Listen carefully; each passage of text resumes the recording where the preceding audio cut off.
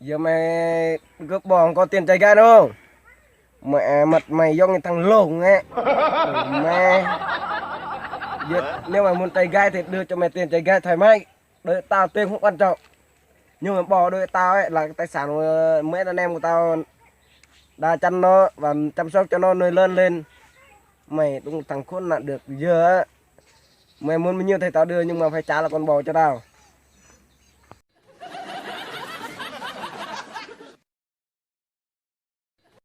Xuống đã mệt quá. Lạnh như trong xương mà tôi quay bò mệt chết.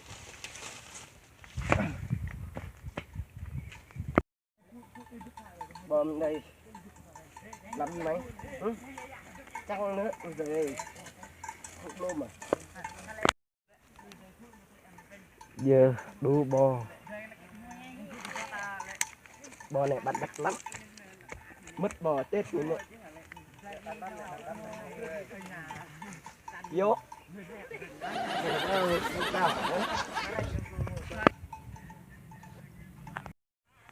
Hít lại mắt đi ngựa đó. Tuy người ta chụp bò nhưng không được đâu.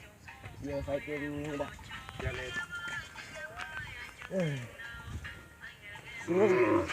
Có chỗ nằm mát ghê ta.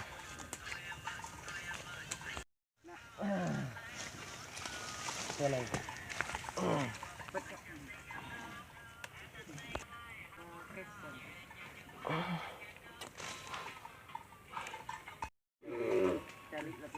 Bò điều về. Ngồi đã. Nó ca lợi gì ăn đây? Ủa, giờ này khó khăn quá, chán quá. Là làm gì được ăn đây? Hay mình đi cướp bò đi. Nani? Bò chỗ nào? Bò nằm chỗ nào thì không thấy mà. Mình đi lên thang mình sẽ bò thì cướp luôn. Lấy đi cướp hết. Thằng nào? Đây. Chúng mày yên tâm. Hai theo đại ca. Hai bắt xài tôi kìa. Nha. Chúng tao đi. Dạ. Chúng mình đi. Hai đại ca đi. Đi. Quên có mất dép rồi. Mẹ quên có mất cái dép rồi. Biết cái dép này bác hộ để lại cho cháu mua cái này biết không? Tỷ số. Chúng mày quên cái dép đại ca rồi. Ui. Ui. Mày xuống nhanh. Thằng kia xuống. Xuống cái đầu nó mệt quá. Chúng mày theo đại ca đi. Lâu lắm rồi bọn này không nhậu. Chán quá. Đi. Đi chỗ bò đi. Bò.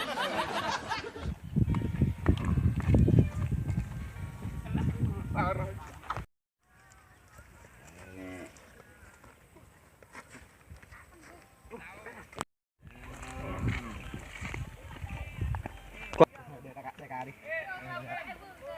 Lâu lắm rồi chúng ta không nhậu. Chán quá.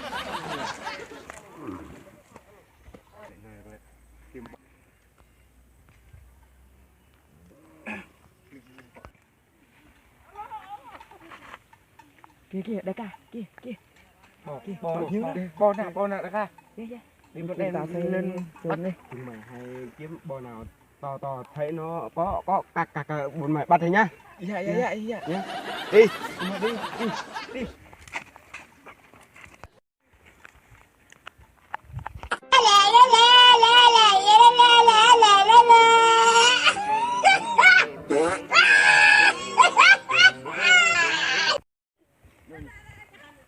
Đại ca biêu bắt bò nào.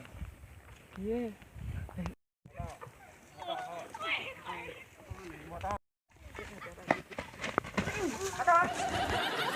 Mày đi bắt đi.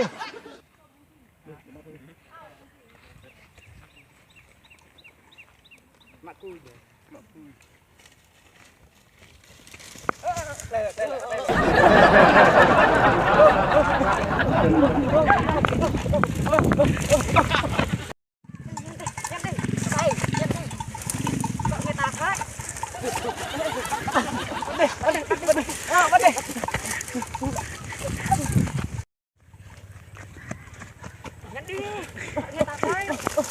Đâu hai cái tay lâu quá hay đủ đi. Nhanh đi.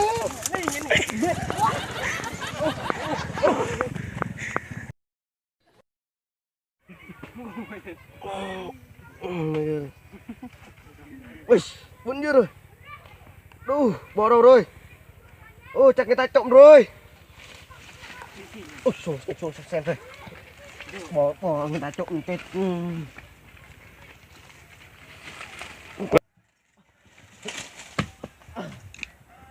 Đi xem bò đó.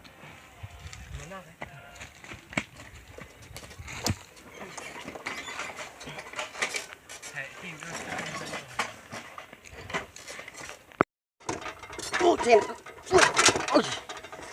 Thằng nào ấy.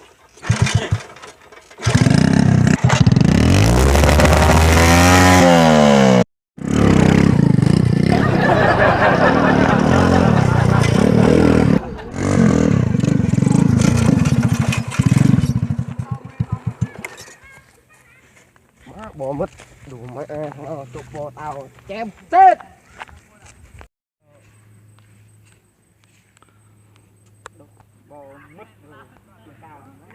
Ô thầy ơi bay à.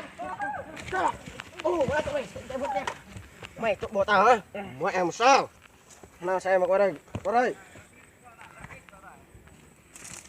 tôi xuống nào kêu mày chụp bò tao rồi. Hai thằng ơi. Đi rồi. Giờ tao bắt được mày không khai tao chém chết nha. Dạ. Đồ mà tóc thì mà vàng, quần áo thì mặc rách hết, không chịu đi làm, thích đi trộm bò. Nói cho mày biết trong cái xã hội này không làm mà ăn chỉ ăn cứt nó bồi nha. Dạ. Địt mẹ, khốn láo thiệt á. Bò tao 10 triệu bạc tài sản của tao mà dám trộm à? Người gì đâu mà mất nết như thế hả? Người thì cũng đẹp trai chứ bố. Đại ca mà tên gì? Mày bị câm à? Mày bị dẫn mặt tao à? Đại ca tên gì? Không biết. Đồ mã khốn lào thiệt mày. Thấy không? Alo. Phun à? Có nhà không? Giờ bắt được một thằng á, giờ em qua đón nó, cho nó trong cái nhà lao của mình ấy, trong cái nhà kho, nhốt nó, bò mình mất rồi. Qua lên nhá. Theo anh về, xử lý mày sao về nhà xử lý.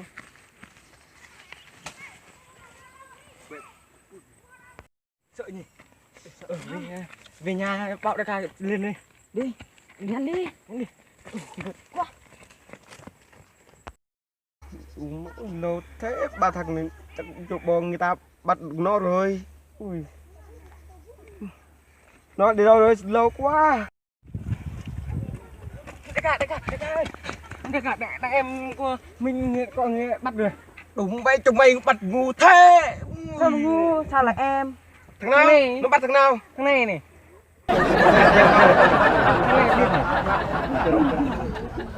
Lỡ rồi. Sao là em? Thôi mình đại ca mình đi về đi. Đại ca đi về. Đi đi. Sợ lắm. Mấy thằng kia là cho bò hết rồi. Chắc tôi nói nó cái mình.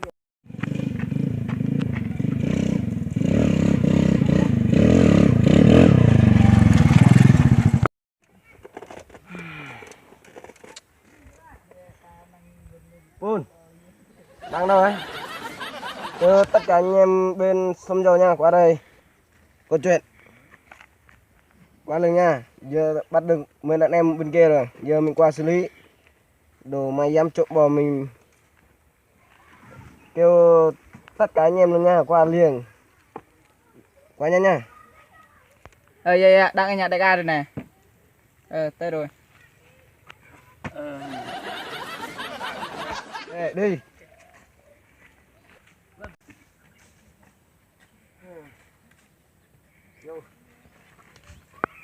Vô. Thằng này này, cấp co này.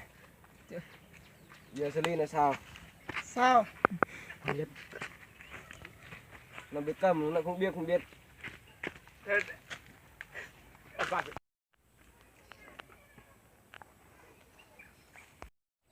Giờ mày cướp bò có tiền chạy gai đúng không?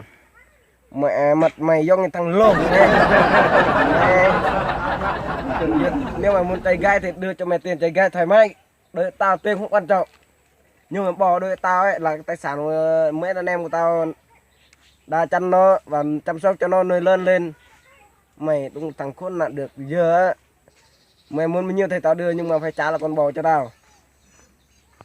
Mày nghĩ sao? Mày cướp tao. Mày lên tao rồi. Tên đại ca mày là ai? Giờ mà tao xuống thoại tao gọi cho đại ca mày rồi tao xuống nhà đại ca mày tao làm việc.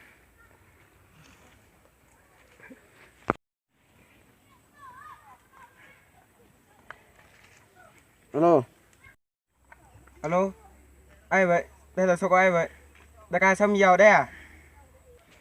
Đại ca xong nghe à? Mày nghĩ sao mà cho đàn em mày cướp vào đàn em của tao vậy? Mày nghĩ sao vậy hả? Làm gì mà căng thế? Địt mẹ không có chuyện đúng sai nha. Cái bò mà tao là tao nuôi, bò mà tao tự biết. Mày không cần phải nói nhiều. Chứ tao qua nhà mày tao vô tao làm việc với mày nha. Một là tao chém chết mày luôn. Mẹ mày muốn sao vậy? Em nghĩ sao cho bò tao còng cắt.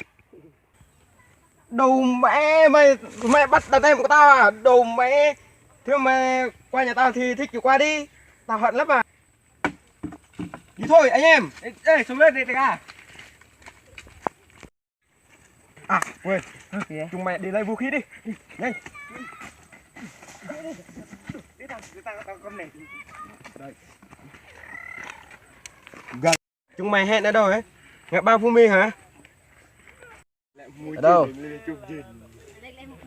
Ngã ba sai tôi à? Ok. Giờ á em chết mày luôn nha. Địt mẹ mình nhớ mặt táo anh con. Đi nha em.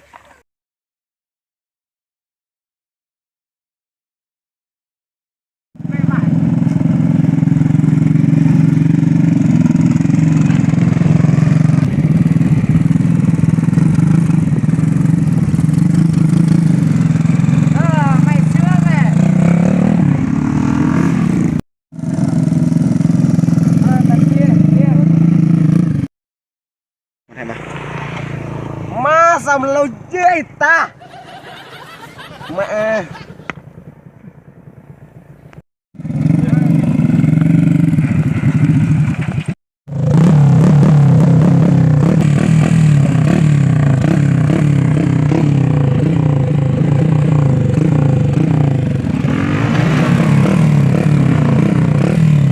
Mẹ nó tay đây nha mày. Ok đi. Lại hàng. Bắt thằng em đang của em tao. Thập phan nó. Cái video của tao. Hả? Nó thêm không? Hả? Giờ đã tay rồi thì anh em mình đánh chết nó luôn nha. Đồ mẹ. Sao? Giờ sao? Mày tha đàn em của tao đi. Giờ trên đó thầy biết. Giờ anh em mình ra người bạn mình giải quyết cái công việc như nào thì anh em mình ra người bạn để giải quyết. Dạ. Biết lơ rồi mà.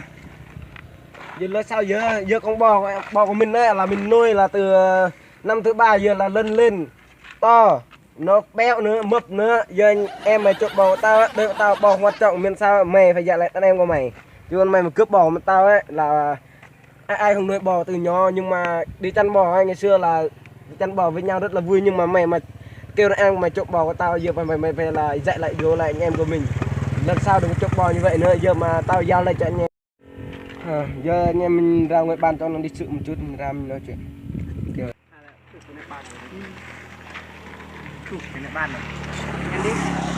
Ban quan trọng còn mày chụp bò của tao mà tao bay nó ban như này, tao bay đâu có kinh thường tao nha.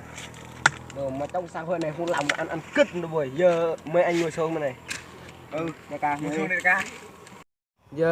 Giờ anh tính sao chứ em làm việc như này là em không thích rồi đấy. Em là giang hồ nhưng mà em nói là cho em giết thì giết, em không sợ ai hết á. Giờ trả lại đàn em của tao đi. Tao biết lơ rồi. Giờ anh em ơi.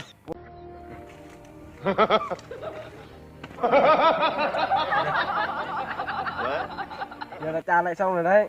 Giờ tính sao? Đánh nữa.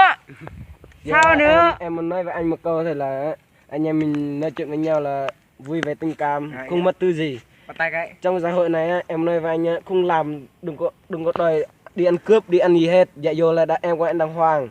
Giống như em là đâu đi trộm đâu, giống như là em của anh đâu mà anh phải to tiếng với em như thế này, giờ em nghe là anh nói câu là em không nghe được đâu đấy.